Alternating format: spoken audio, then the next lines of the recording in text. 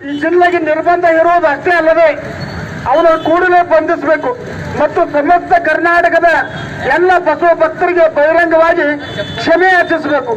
ಇಲ್ಲದೆ ಹೋದ್ರೆ ಬಸವನ ಬಾಗೇರಿಯಲ್ಲಿ ನಡೆಯಲಿರುವ ಆ ಏನು ಸಪ್ತಾಹದಲ್ಲಿ ನಾವೆಲ್ಲ ಊರಿನ ಹಿರಿಯರು ಹೋಗಿ ಅವ್ರಿಗೆ ಕೇಳಬೇಕಾಗೈತಿ, ಯಾಕ್ರಿ ಗುರುಗಳ ಹಿಂಗ್ಯಾಕಂದ್ರೆ ನಮಗೆ ಅಂತ ನಾವೇನ್ ತಪ್ಪು ಮಾಡ್ಯಾವತ್ತೇಳಿ. ಯಾಕಂದ್ರೆ ಬಸವ ಸಂಸ್ಕೃತಿ ಅಭಿಯಾನ ನಡೆಸಿದ್ದು ತಪ್ಪಾಯ್ತನು, ಬಸವಣ್ಣನವರ ಚಳವಳಿಯ ಬಗ್ಗೆ ಹೇಳಿದ್ದು ತಪ್ಪಾಯ್ತನು. ಅದಕ್ಕೆ ಅವ್ರಿಗೆ ಕೇಳಬೇಕು, ನಿನ್ನದರ ಏನಾದರೂ ನಿಲುವೈತೆ ಅದಕ್ಕೆ ಹೇಳು. ಯಾಕಂದ್ರೆ ನಿನ್ನ ಪರಂಪರೆನೇ ಬೇರೆ, ನಮ್ಮ ಪರಂಪರೆಯೇ ಬೇರೆ. ನಾವು ಎಲ್ಲ ಸರಿ ಸಮಾನರು, ಎಲ್ಲರನ್ನ ತುಳಿತಕ್ಕೊಳಗಾದಂಥವ್ರನ್ನ ಮೇಲೆ ತೆಗೆದುಕೊಂಡು ಹೋಗುವಂತ ಕಾಯಕ ಧರ್ಮ, ದಾಸೋಹ ಧರ್ಮ, ಅದು ನಮ್ಮ ಲಿಂಗಾಯತ ಧರ್ಮ. ಇಂತಹ ಧರ್ಮದ ಬಗ್ಗೆ ಅವಹೇಳನಕಾರಿಯಾಗಿ ಮಾತನಾಡುವಂತ ಕನೇರಿ ಮಠ ಸ್ವಾಮಿಯ ಬಗ್ಗೆ ಎಷ್ಟೇ ನಿಂದನೆ ಖಂಡನೆ ಮಾಡಿದ್ರು ಕಡಿಮೆನೆ. ಅವನ ಕೂಡಲೇ ರಾಜ್ಯ ಸರ್ಕಾರ ಅವನನ್ನು ಬಂಧಿಸಿ ಉಗ್ರವಾದ ಶಿಕ್ಷೆಗೆ ಒಳಪಡಿಸಬೇಕೆಂದು ನನ್ನ ಆಗ್ರಹವಾಗಿದೆ.